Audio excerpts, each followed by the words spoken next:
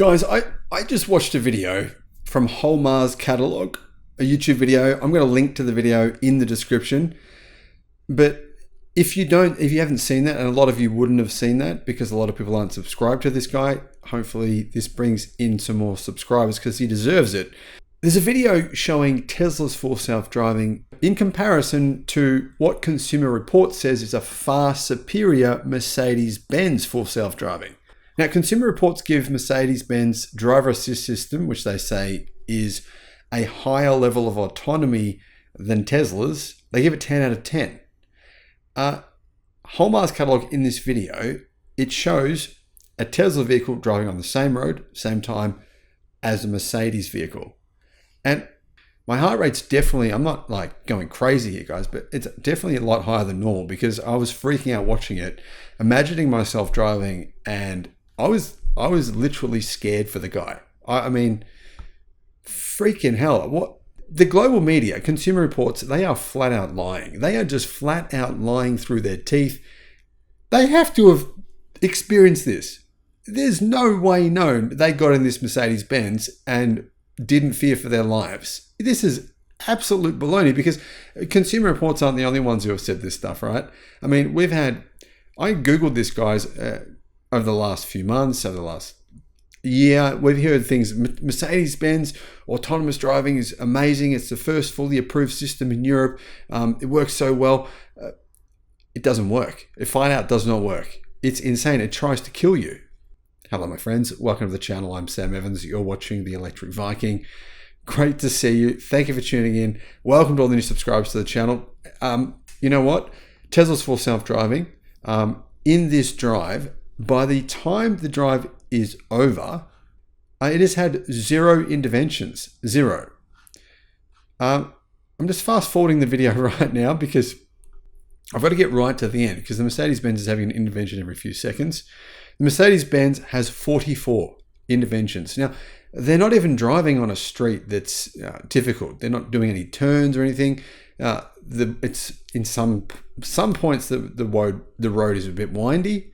But there's really no reason for this Mercedes-Benz not to be working on this road. Mercedes-Benz says it will work on a road like this, driving at this speed, following another vehicle. And that's why the Tesla has to drive in front. So the Tesla vehicle, if you probably wouldn't know this because they don't talk about this in the video, the Tesla vehicle has to lead the Mercedes-Benz because the Mercedes-Benz can't drive in autonomous mode with hands-free driving unless it has a vehicle to follow. And if the vehicle it's following gets too far in front, the Tesla has to slow down. So you probably can, there's a lot of people I think didn't know this watching the video from Holmar's catalog, that the Mercedes-Benz can only drive under certain conditions. Now, if the Tesla goes too fast, the Mercedes-Benz, it will actually just cut out and you have to take over. It's got to stay within a certain speed. And as well, you have to be going a minimum speed. So it's a minimum speed, a maximum speed. I believe it's about a minimum speed of about 35 miles an hour. The maximum speed, I don't remember exactly what it is, but anyhow, there's quite a few conditions here. There must be correct lane markings, and of course, it doesn't actually work if you're doing anything else. So if you're driving off a normal road, if you want to do, stopping at traffic lights, all that kind of thing, it doesn't do that. Now, keep in mind, this is a very expensive Mercedes vehicle. I believe it's actually an S-Class vehicle. And during this drive, the Tesla has 0 interventions. It's quite a long drive. It goes for a total of about 20 minutes, this drive. So quite a long drive. The Tesla has 0 interventions, just completely hands-free. The driver does nothing, right? You can see in the video. The Mercedes-Benz, it literally drives off the road into the dirt and it's just going to crash into whatever's on the side of the road on many, many, many occasions. I mean, this is scaring me. I'm literally thinking, this thing is 44 times in 19 minutes and 35 seconds. That's an intervention. That's 2.4 interventions every 60 seconds. 2.4 every 60 seconds. And they're not minor ones. They're not minor ones where the car says, oh, just take over. You need to put your hands on the wheel. They're ones where the car's literally trying to drive into traffic on the left. It's trying to just have a head-on collision. Or on the right, it's trying to drive you off the road. There's no way Consumer Reports got in this car, actually tested this and said this is a 10 out of 10 system. 10 out of 10. What the hell? Now, it gave Tesla's autopilot 9 out of 10 and Mercedes-Benz 10 out of 10. Now, guys, has anyone ever tested this Mercedes-Benz system and found it to work? Have they? I can't actually find any proof of someone driving this vehicle for any more than about a minute where it actually worked. Maybe there is evidence that it does work and this is a faulty car.